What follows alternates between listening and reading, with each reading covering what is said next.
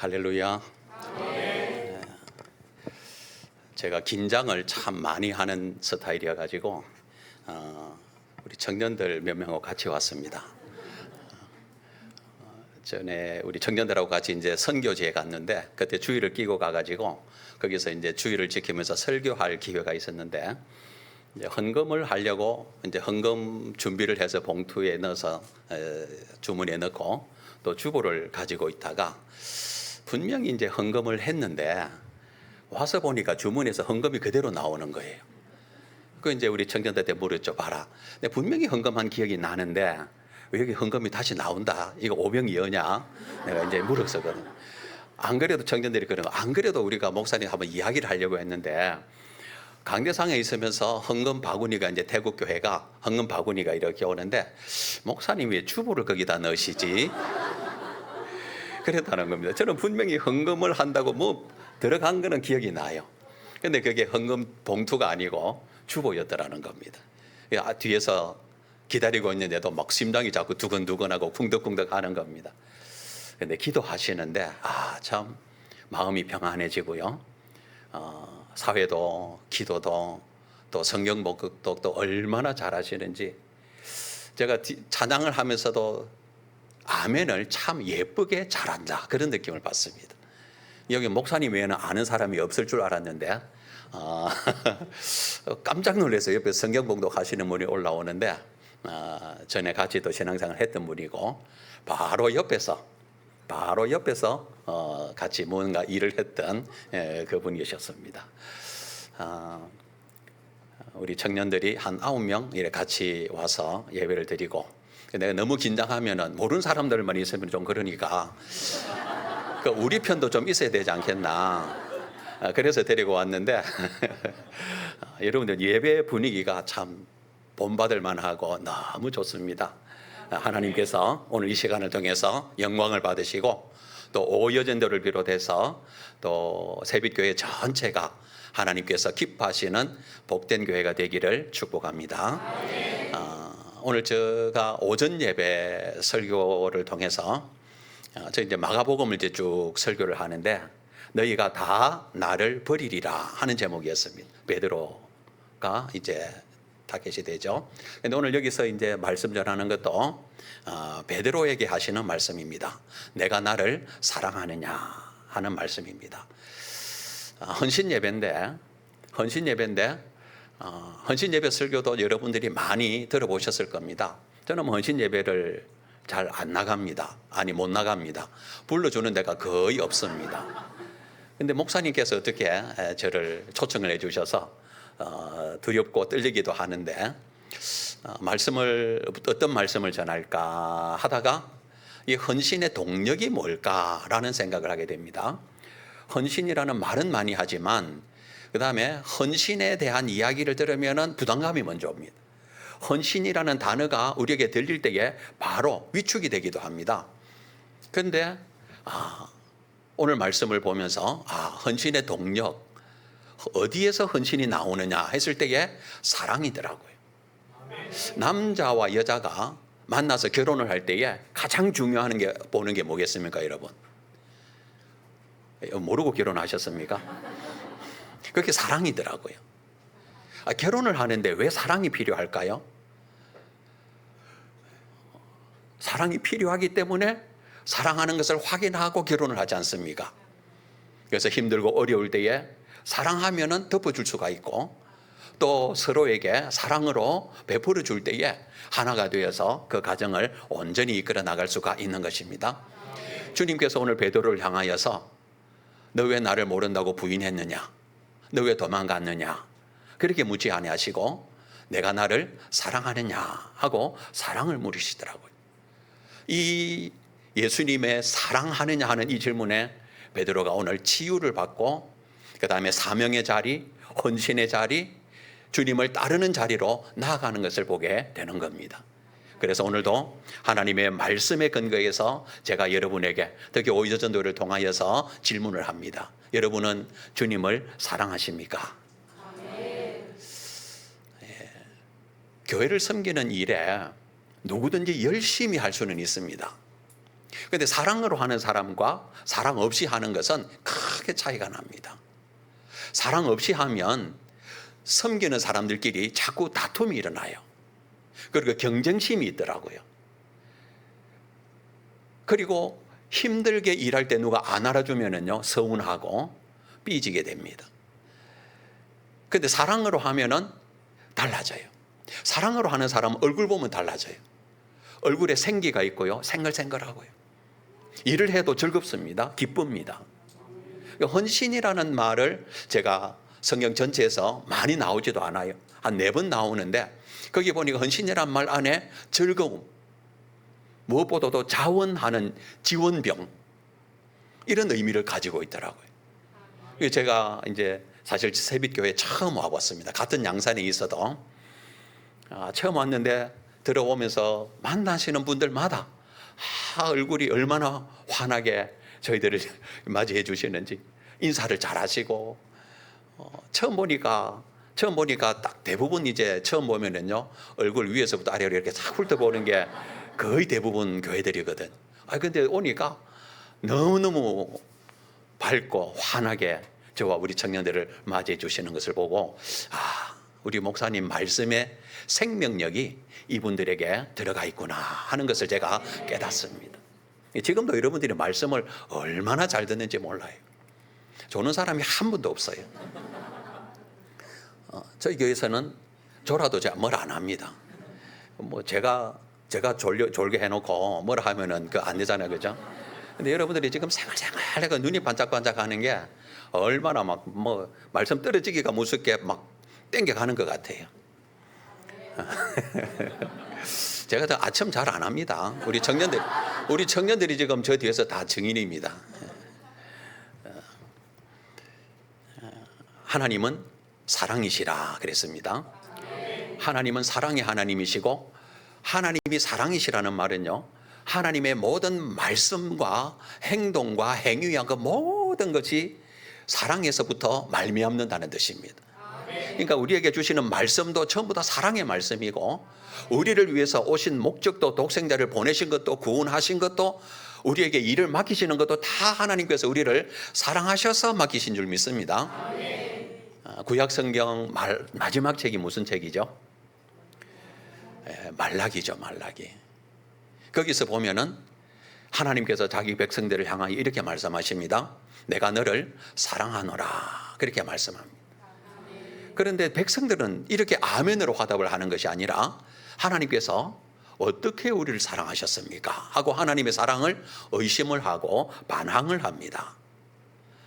하나님의 말씀에 하나님의 사랑에 의심을 품기 시작하니까 그 뒤에서 여러 번 주님께서 내가 너희를 이렇게 하노라 하는데도 그게 다 받아들여지지를 않아요. 자, 그 뒤에 하시는 말씀은 내 이름을 멸시하는 제사장들아, 나 만군의 여호와가 너에게 이르기를 아들은 아버지를, 종은 그 주인을 공경하는데 내가 아버지일진데 나를 공경함이 어디 있느냐? 내가 주인일진데 나를 두려워함이 어디 있느냐 하나, 너희는 이르기를 우리가 어떻게 주의 이름을 멸시했습니까? 그 다음에 너희가 여호와를 괴롭게 하고도 이르기를 우리가 어떻게 여호와를 괴롭혔습니까? 또 우리가 어떻게 주의 것을 도둑질했습니까? 하나님께서는 계속해서 말씀하시는데 전부 다 대받아칩니다. 또 있습니다. 우리가 무슨 말로 주님을 대적했단 말입니까? 그 앞에 보면은 그 앞에는 주님께서 질문이 있습니다. 그들에게 하시는 말씀이 있습니다. 너희들이 나를 대적하였느니라, 말로 나를 대적하였느니라. 우리가 언제 대적했습니까? 우리가 언제 주님의 것을 도적질했습니까? 주님께서 어떻게 우리를 사랑하셨습니까? 하나님과의 첫 번째 질문, 사랑의 질문에 대해서 그것을 받아들이지 못하고 온전히 응답을 하지 못하니까 그 다음 모든 문제가 다 꼬이기 시작을 하는 겁니다.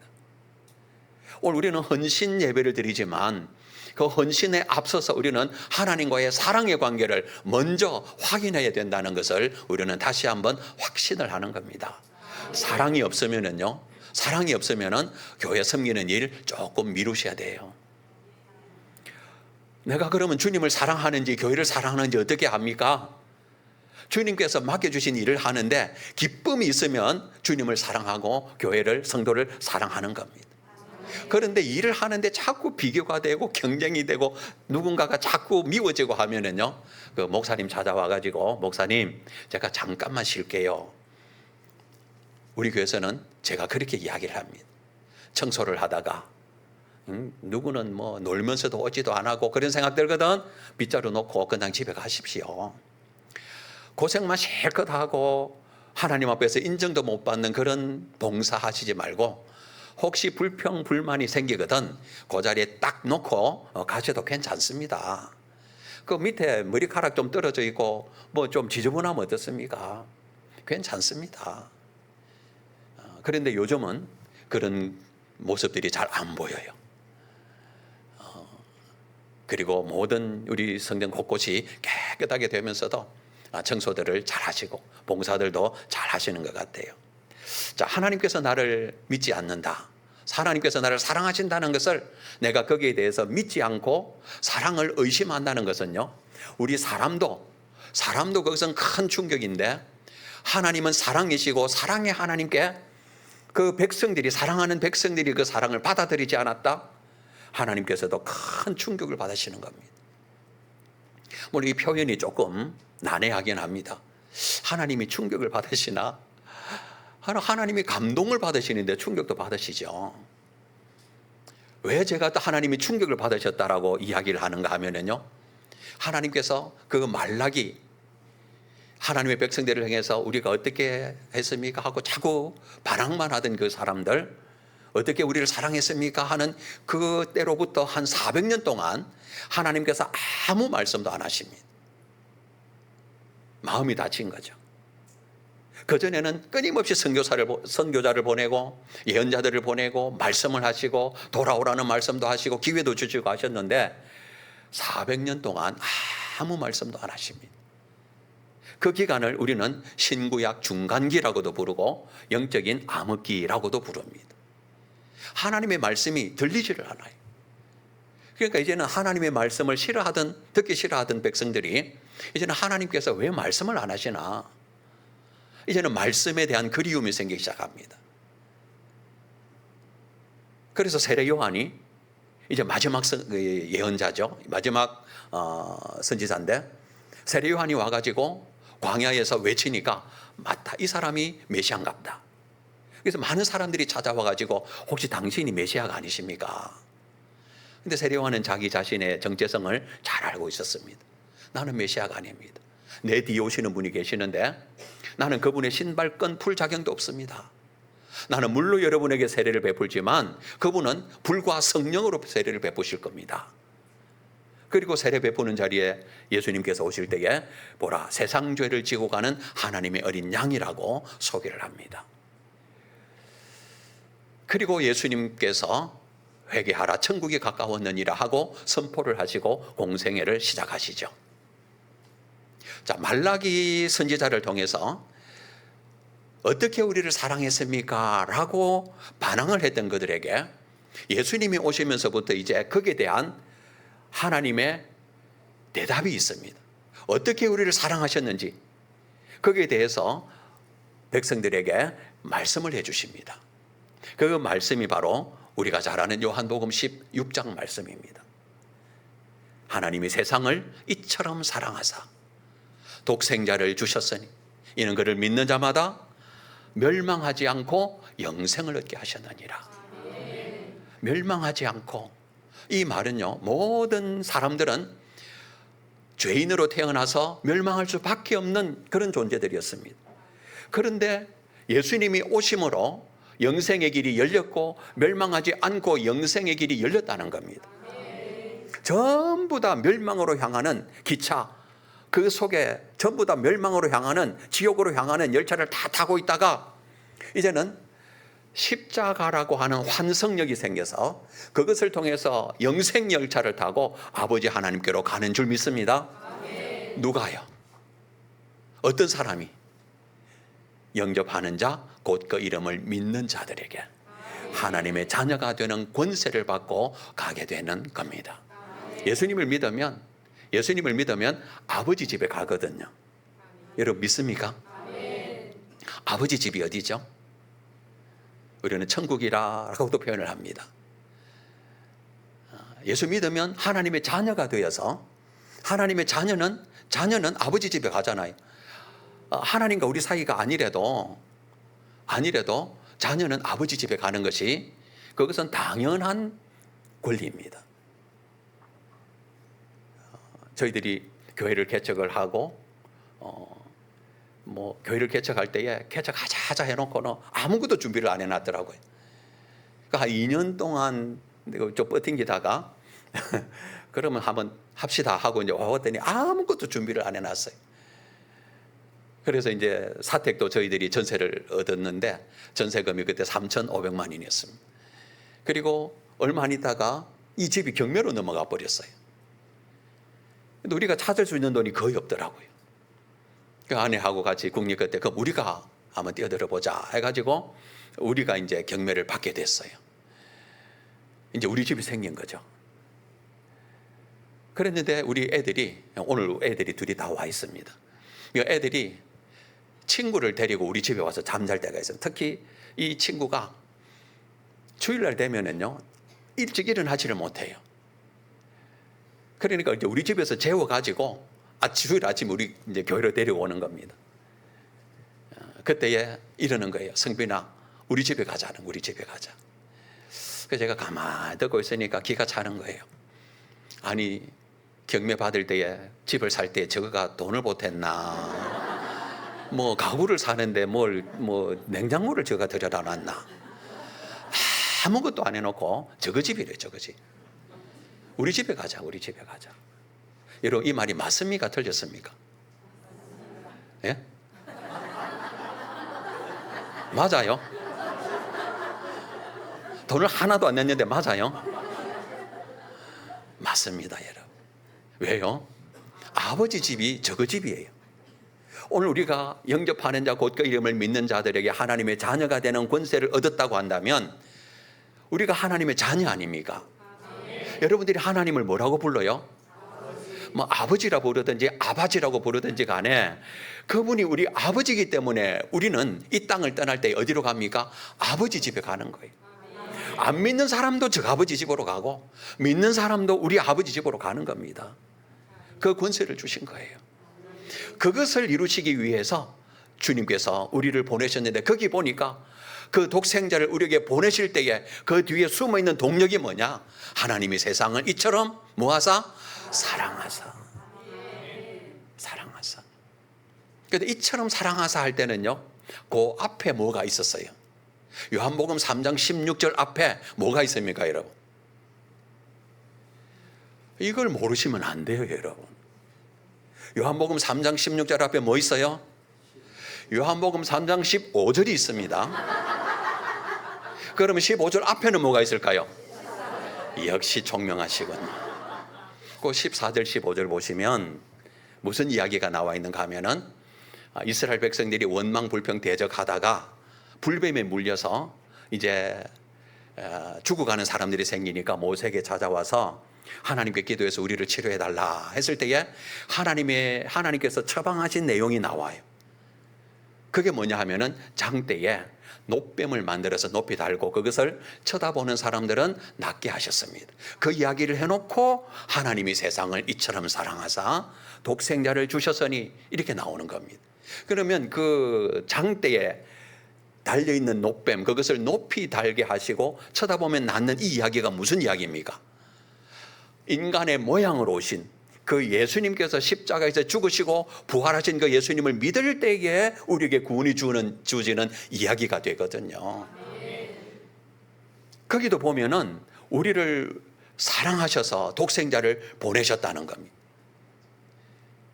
그리고 나서 그 예수님을 우리가 나의 구주로 믿게 되면 어떤 일이 일어나는가 하면 예수님과 우리가 예수님의 자리와 우리의 자리가 바뀌어 버립니다. 다시 말하면 상호 교환이 일어나더라고요. 본래 독생자라는 말은 하나밖에 없는 아들 아닙니까? 그런데 우리가 하나님의 자녀가 되었어요. 본래 하나님의 아들은 예수 그리스도 한 분입니다. 그런데 예수님을 믿었더니 우리가 하나님의 자녀라 일컬음을 받고 본래 천국에 계시다가 오신 분은 우리 주님밖에 없는데 우리가 그 예수님을 믿었더니 우리가 천국 백성이 되었고, 본래 의롭다 할 사람은 예수님밖에 없는데, 죄가 없는 분은 예수님밖에 없는데 그 예수님을 믿었더니 이제는 우리가 의롭다함을 받는 하나님의 백성이 되는 겁니다. 그래서 십자가는 주님과 우리의 상호 교환이 일어나는 장소. 여러분들은 여기 앉아 계시지만 여러분들이 보통 사람들이 아니에요. 하나님의 사랑을 입었고 택함을 입었고 구원함을 받아서 지금 죽어도 천국 가는 백성들이 여기에 다 앉아 있는 겁니다. 그래서 이 세상에 뭐가 중요하며 뭐가 귀하며 뭐가 우선순위겠습니까? 그 모든 것의 우선순위는 우리 예수 그리스도밖에 없는 겁니다. 자, 어떻게 우리를 사랑하셨습니까? 하는 질문에 하나님께서 답하신 겁니다. 독생자를 보내시면서 내가 너희를 이렇게 사랑했다. 내 아들을, 하나밖에 없는 아들을 내어 주기까지, 그리고 너희들을 구원하게, 너희들에게 영생을 주기 위해서 내 아들을 십자가에서 죽게 할 만큼 내가 너희들을 사랑한다는 겁니다. 그 사랑은 지금도 계속해서 이어지고 있는 줄 믿습니다. 오늘 헌신 예배를 통해서 사랑 이야기하는 이유가 바로 여기에 있습니다. 우리 주님의 그 사랑을 우리가 안다면, 깨닫는다면 헌신이 무거운 주제가 아닙니다. 사랑이 없으니까, 사랑이 부족하니까, 연약하니까 헌신짝처럼 버리는 겁니다. 주님의 교회도 하나님도 아주 낮게 여기는 겁니다. 우리가 어떤 존재인지 사람들이 잘 모릅니다. 얼마나 존귀한 자인지. 이사야서를 통해서 말씀합니다. 네가 내 눈에 보배롭고 존귀하여 이 세상의 그 어떤 것들도, 구수 백성들이 아무리 많아도 내가 너희들과 그들과 내가 바꿀 수가 없다. 네가 물 가운데로 지나갈 때도 함께 할 것이고 불 가운데로 지날 때도 내가 너희와 함께 할 것이다. 그 존재가 바로 우리들이라는, 그것을 깨닫는데 주님을 섬기는 일에, 교회를 섬기는, 주님을 섬긴다는 것은 교회를 섬기는 겁니다. 왜? 교회가 주님의 몸이니까요. 교회의 머리가 주님이시니까 따로따로가 아닙니다. 헌신의 주제가 더 이상 무겁지가 않은 겁니다. 여러분들이 주님을 정말 사랑하신다고 한다면 여러분들의 마음이 하나로 다 이렇게 모여가지고 못할 일이 없어요. 제 딸이 둘이 왔는데 자꾸 이야기해서 미안합니다.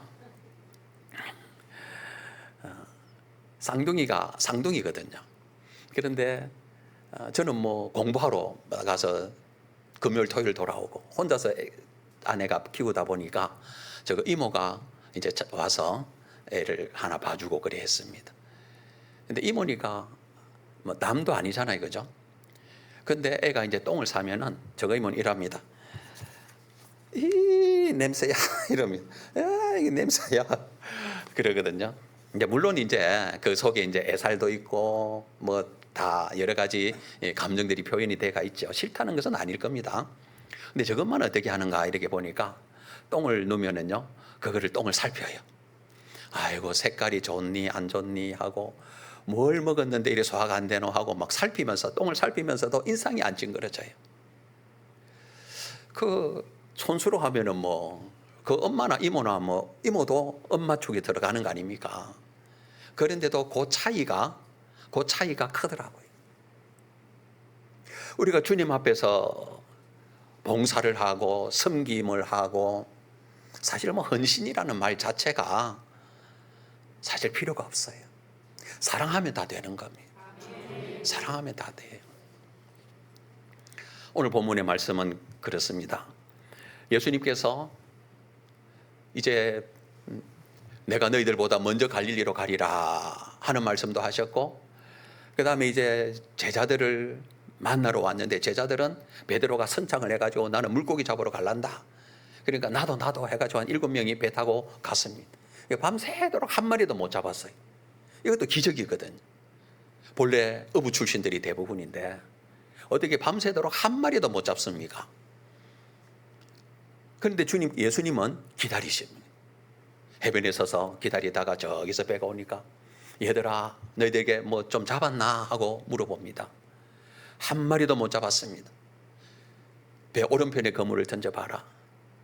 사실은 그런 이야기 들으면 짜증나거든요. 그죠? 누군지도 아직 몰라요. 그런데 우리가 그래도 한 3년 전만 해도 전문가였는데 뭔지도 모르는 사람이 와서 그물 오른편에 던지라고.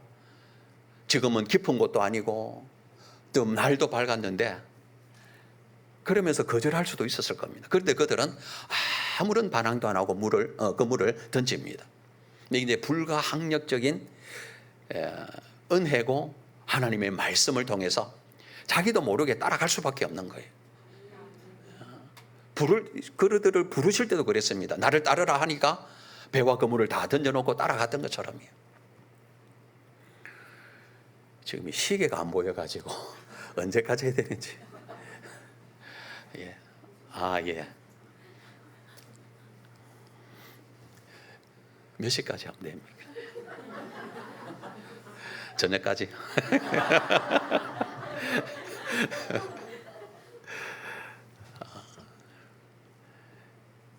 자, 그렇게 해서 예수님께서 제자들에게 그물을 던지라 했더니 심히 큰 물고기 몇 마리 잡았어요. 옆에 계셨습니까, 여러분들이? 153마리를 잡았어요. 혼자 다 끌고 없어서 옆에 친구들을 불러가지고 잡아옵니다. 그리고 예수님은 또 숯불을 피워가지고 떡과 고기를 구워 놓으셨어요. 노릿노릿하고 끝에는 조금 탔을 겁니다. 숯불에 구우면은. 성경에는 뭐 노릿노릿하다 이런 건 없습니다. 그래 놓고 제자들을 기다리시는 거예요. 그 전에 제자들은요, 다 베드로는 예수님을 모른다고 3번씩이나 부인했고, 다른 제자들은 다 도망가 버렸고, 그런데 찾아와가지고 숯불을 피워놓고 떡과 고기를 구워 놓으십니다. 예수님 당신을 위한 것이 아니었어요. 밤새도록 헛수고하고 돌아오는, 그리고 그 말씀에 순종해서 고기 잡아오는 그 제자들, 배반했던 제자들을 위해서 조반을 준비해 놓으신 겁니다. 그런데 요한이 예수님이시다 먼저 알아봤고, 베드로는 말이 필요 없는 사람 아닙니까?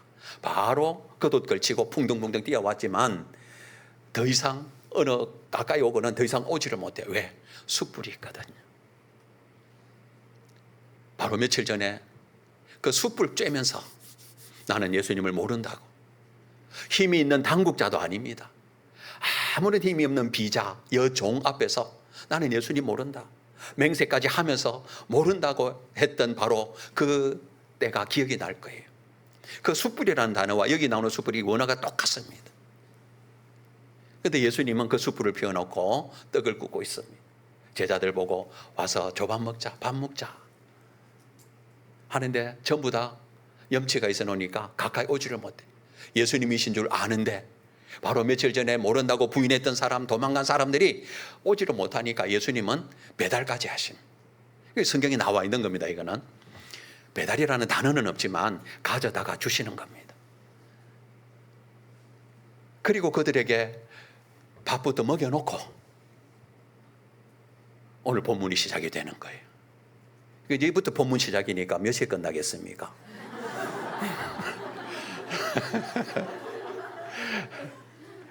그런데 예수님께서 베드로가 예수님을 모른다고 몇 번 부인했죠? 3번을 부인합니다.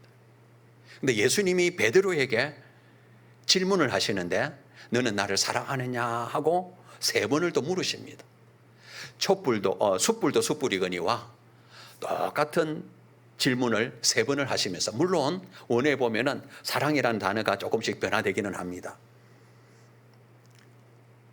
자, 이것을 통해서 예수님의 의도가 뭐겠습니까? 베드로를 치유하시는 겁니다. 치유하기 위해서 프로그램을 하는 것이 아닙니다. 쓴뿌리 제거한다고 뭐 다른 거 하는 게 아닙니다. 사랑이 최고의 묘약이라는 것을 주님은 알고 계십니다. 왜냐하면 주님은 사랑이시기 때문에, 사랑하셔서 우리를 위해서 이 땅에 오셨기 때문에 최고의 치유는 사랑이라는 것을 압니다. 그래서 네가 나를 사랑하느냐 그랬더니 요한이 물어봅니다. 대답을 합니다. 내가 주님을 사랑합니다. 그런데 주님이 나중에는요, 내가 주님을 사랑하는 줄 주님께서 아십니다. 그럽니다. 얼마 전까지만 해도 너희들이 나를 다 버리리라 했을 때에 다른 사람들은 다 주님을 버릴지라도 나는 주님을 버리지 않겠습니다. 이런 베드로가 큰 소리친 대로 됐습니까? 예수님께서 말씀하신 대로 됐습니까? 그들은 결국 예수님을 모른다고 부인하고 도망갔죠. 그렇게 장담하고 큰 소리치던 베드로가 이제는 주님을 다시 만나면서 부활하신 주님을 만나서 주님이 주시는 떡과 고기를 먹고 숯불을 피워놓고 내가 나를 사랑하느냐라고 물으실 때에 베드로는 치유되고 변화되기 시작합니다. 더 이상 큰 소리가 없습니다. 자기 주도적이 아닙니다. 자기가 주님을 어떻게 한다라고 감히 말 못합니다. 만약에 치유되지 않았고 변화되지 않았다면 베드로 같으면 어떻게 대답할 것 같습니까? 다른 사람들은 다 주님을 사랑하지 않는다 할지라도 나는 주님을 사랑합니다 라고 말했을 겁니다.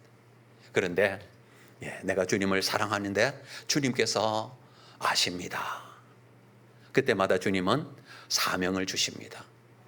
내 양을 치라. 내 어린 양을 먹이라. 내 양을 먹이라. 그렇게 주님은 우리를 부르실 때부터 우리가 실수할 줄 알고 실패하는 것도 알고 우리를 부르셨어요. 여러분들 중에 혹시 주님을 섬기다가 교회 봉사하다가 낙심한 분이 계십니까? 그건 실패가 아닙니다. 여러분, 실패가 때로는 약이 될 때가 있습니다. 반대로 승승장구하는 사람이 그것이 독이 될 수도 있어요. 탕자를 보면은요, 탕자는 아버지 집을 떠난 것부터가 잘못됐죠. 그런데 유산으로 받을 것을 미리 달라 해가지고 가지고 왔습니다. 만약에 탕자가 거기서 실패하지 않았다면 아버지께로 돌아왔었겠습니까? 안 옵니다. 실패했기 때문에 그것이 약이 되고 실패했기 때문에 아버지 집이 생각이 났고 그래서 아버지 집에 돌아온 겁니다. 여러분들도 실패했다고 좌절하지 마시고 주님은 우리가 실패할 줄 다 알고 계세요. 목사님이 어찌 아는겨? 베드로를 보십시오. 실패했지만 실수도 했지만 그 베드로를 치유하셔가지고 다시 사용하시는 걸 보십시오. 내 어린 양을 먹이라. 사명을 헌신의 자리로 다시 부르시는 주님. 그런데 이 이야기를 통해서 또 하나 우리가 깨달아야 될 것은 주님의 일을 하다가 하지 말아야 될 것이 있어요. 그게 뭐냐 하면은요, 서로 경쟁하는 것. 베드로가 주님과 이런 그 사명을 다 받고 나서 가만히 보니까 항상 제일 경쟁자였던 사도 요한. 그 요한을 보니까 요한은 늘 예수님의 사랑을 많이 받았고 예수님의 품에 안기운 자였는데 그 사람이 요한이 있거든요. 그 물어봅니다. 예수님, 이 사람은 어찌 됩니까? 예수님께서 베드로를 부르실 때에 지금은 네가 마음대로 다니지만 나중에 다른 사람들이 너를 띠띠우고 원하지 않는 곳으로 데리고 갈 것이다. 베드로가 어떤 죽음을 당할 것인가를 말씀하는 거죠. 사실은 앞에 베드로가 예수님 앞에서 큰 소리 칠 때에 그 속에 자기 답이 다 있었어요. 내가 죽을지언정 예수님을 부인하지 않겠습니다 그랬거든.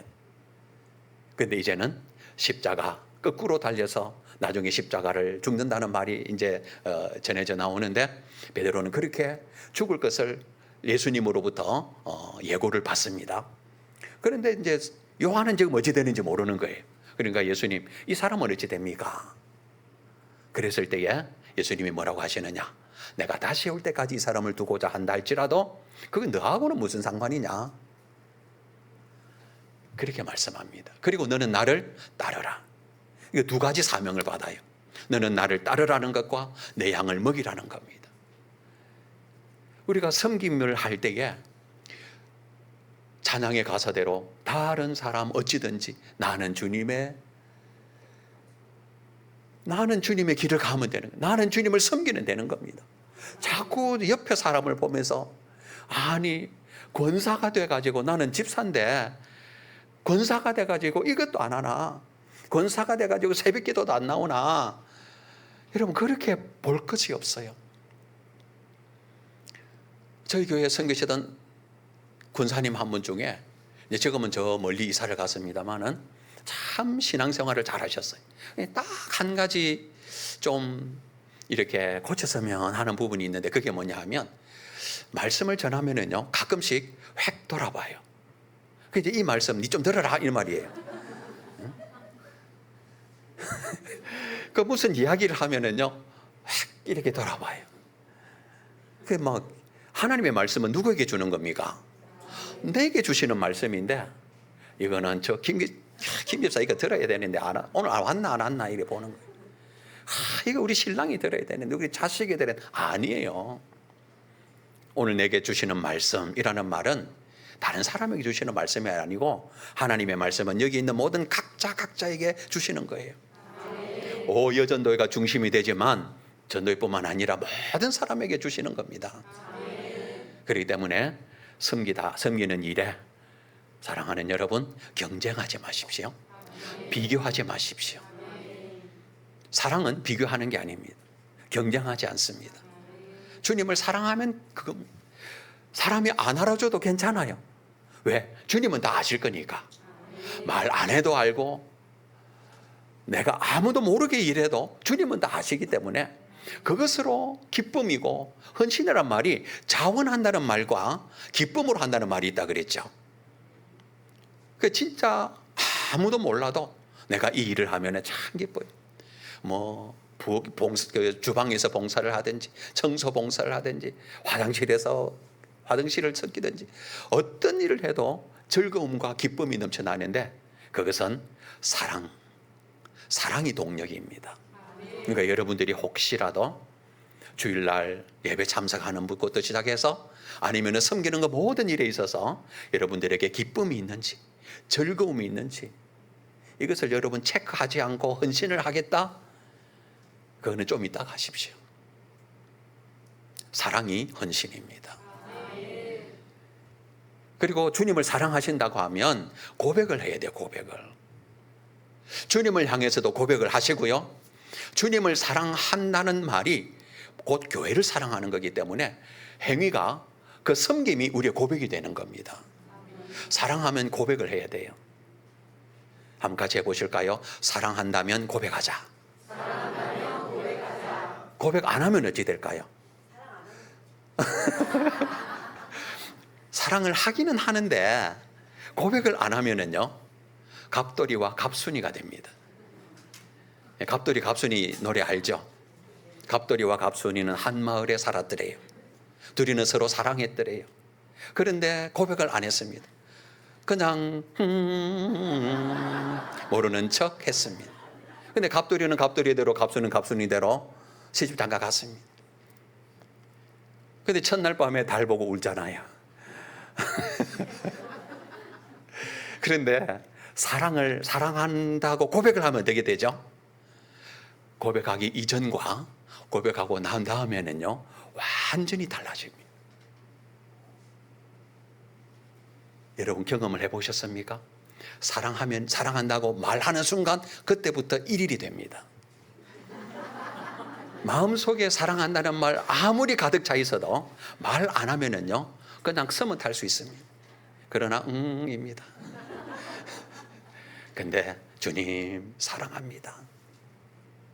성도님들을 향하여 사랑한다라고 고백할 때 그때 역사가 일어납니다. 그때부터 놀라운 사랑의 힘이 작동을 하기 시작하는 거예요. 오늘 네가 나를 사랑하느냐 하는 제목으로 우리가 헌신 예배를 드리고 말씀을 들었습니다. 요지는 이겁니다. 헌신, 섬김, 봉사 다 귀하고 중요합니다. 그러나 사랑 없이 하는 것은 다툼과 경쟁과 비교 속에서 서로가 견제가 되고 서로가 모르는 사이에 미워하는 관계가 될 수도 있더라 하는 겁니다. 이 시간을 빌어서 혹시라도 내가 그 가운데 있었다고 한다면 그 껍질을 다 벗어버리십시오. 스스로 속고 있는 겁니다. 잘못된 굴레에 내가 들어가 있는 겁니다. 그 벗고 나오면 되는 거예요. 그리고 하나님의 사랑 안에 들어오십시오. 주님은 성경 전체를 통해서 우리를 사랑하신다고 말씀합니다. 거기에 응답하시면 돼요. 주님, 저도요. 저도 주님을 사랑합니다. 주님을 사랑한다는 것이 이제는 교회를 사랑하는 것으로, 성도님들을, 형제 이웃들을 사랑하는 것으로 나타나면 되는 거예요. 주님은 말씀합니다. 하나님을 사랑하는 일에 입술이 아니라 마음을 다하고 뜻을 다하고 힘을 다하고 목숨을 다하여 주 너희 하나님을 사랑하라. 또한 이와 같이 내 이웃을 내 몸과 같이 사랑하라. 주님 사랑은 교회 사랑으로, 이웃 사랑으로 항상 나타나게 되어 있다는 겁니다. 이 시간 이후로 여러분들이 주님을 향한 사랑 고백이 더 많아지고 형제 자매 간의 사랑이 더욱더 풍성하게 흘러나와서 헌신이라는 말이 안 나와도, 섬김이라는 말이 안 나와도 새벽교회가 헌신과 섬김과 봉사와 선교와 이 모든 일에 풍성해지기를 우리 주 예수님의 이름으로 축복합니다. 아멘. 기도하겠습니다. 하나님 아버지, 은혜와 사랑을 감사합니다. 하나님의 말씀을 두서없이 전했지만 사람의 말로 듣지 아니하고 하나님의 말씀으로 듣게 하시고 성령의 큰 기쁨으로 들어서 기록된 말씀이 우리 안에서 역사하고, 그리하여 이 주변의 모든 교회들에게, 믿지 않는 자들에게도 본이 되는 복된 교회가 되도록 인도하여 주시옵소서. 그 중심에 여전도회가 있게 하여 주시옵시고 남녀 전도회를 통해서 하나님의 나라가 온전히 확장되게 하여 주실 줄 믿고 예수님 이름으로 기도하옵나이다. 아멘.